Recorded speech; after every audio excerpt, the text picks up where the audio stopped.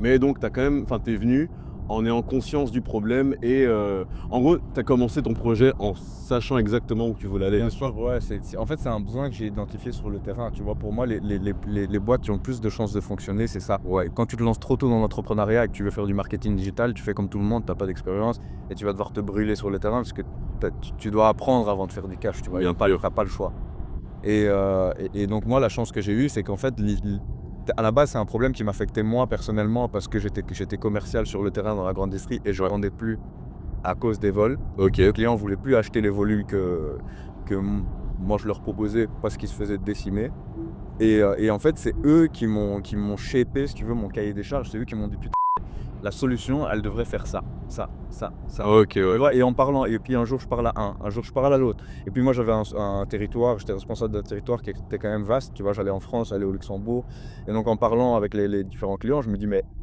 le problème, il est exactement le même partout. C'est pas un truc spécifique à la Wallonie ou à la province de Liège et donc après, ben, j'ai un peu gratté les chiffres et je me rends compte que le vol à l'étalage, c'est 5 milliards d'euros de pertes en Europe par an. OK. Ça, c'est les chiffres officiels et que la réalité, elle est bien, bien plus grave.